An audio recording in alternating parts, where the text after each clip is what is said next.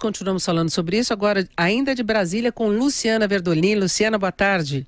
Boa tarde, Denise. Boa tarde também aos ouvintes. Olha, e a reforma da Previdência oficialmente subiu no telhado, porque o presidente do Senado, Eunício Oliveira, saiu agora há pouco aqui do Palácio da Alvorada e disse que já avisou o presidente Michel Temer que não vota nenhuma PEC, nem a reforma da Previdência, nenhuma outra das 190 propostas de emenda constitucionais que estão no Congresso Nacional, enquanto a intervenção perdurar. Ele foi até questionado sobre a questão se o governo não pode revogar a intervenção e depois decretar de novo. Ele disse o seguinte, Denise, se não fosse necessário, o governo não teria decretado a intervenção. Então você não pode simplesmente de uma hora para outra dizer que não é mais necessário revogar o decreto e depois ter que negociar a aprovação dele de novo lá no Congresso Nacional. Por isso, avisou enfaticamente que ele não vota, não coloca em votação nem a PEC da Previdência, nem qualquer outra PEC, enquanto perdurar aí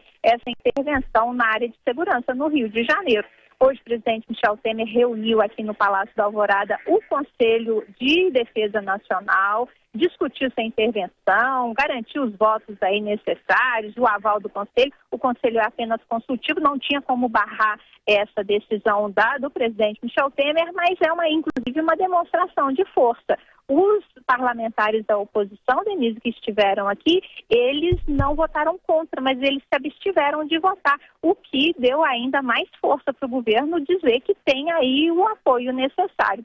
Agora, o ministro da Defesa, Raul Jung, me explicou que o interventor lá, o general Braga Neto, ele está fazendo um levantamento, vai definir os próximos passos e já está trabalhando. A intervenção já está valendo, mesmo sem ela ter sido aprovada pelo Congresso Nacional. E hoje o Rodrigo Maia, em entrevista aqui no Jornal da Manhã, também garantiu que não tem condição de se suspender a intervenção para votar a reforma da Previdência, depois você volta com a intervenção. Isso não é brincadeira, está previsto na Constituição, exatamente para que não haja qualquer influência do governo no momento de intervenção, seja qual for, junto ao Congresso para aprovação de uma emenda constitucional, que seria o caso da reforma da Previdência. Agora, isso não quer dizer também, Luciana, que o governo não possa tomar algumas medidas relacionadas às finanças públicas, relacionadas ao próprio gasto que tem no sistema previdenciário, especialmente do funcionalismo, mesmo que não seja através de uma PEC, não é? Se ele quiser, ele consegue trabalhar.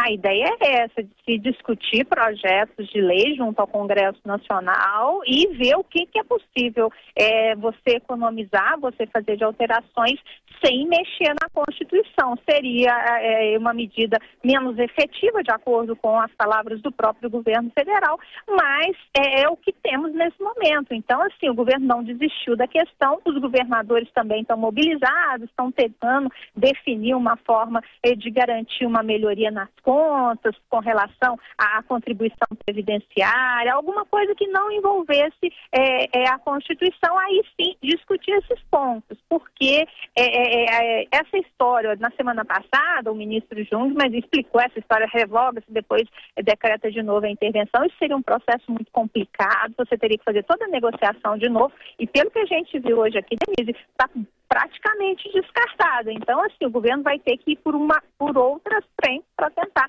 economizar aí recursos, e o próximo governo é que deve discutir se realmente essa questão da Previdência Social.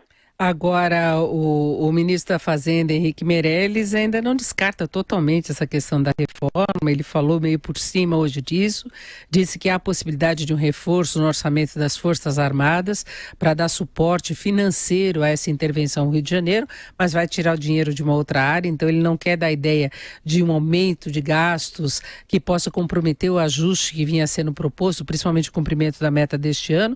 Agora, vamos ver como ele vai lidar com essa questão da reforma, não é?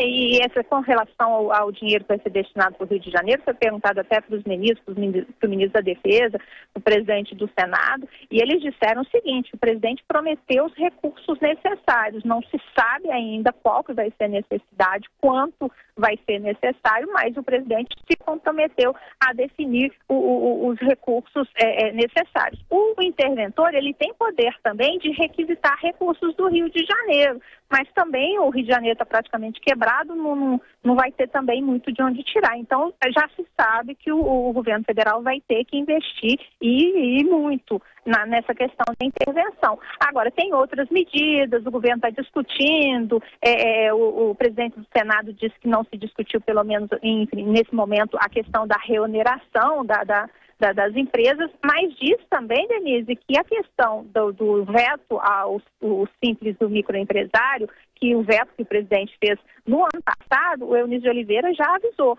que eles vão derrubar o veto porque os empresários foram beneficiados, foram feitos 2 projetos de repatriação de recursos não declarados no exterior, que beneficiou quem realmente tem dinheiro no país, e agora não dá para negar esse auxílio para os micro e pequenos empresários, uma nova conta aí para o governo ter que refazer as continhas para o final do ano, para o orçamento não sair do controle.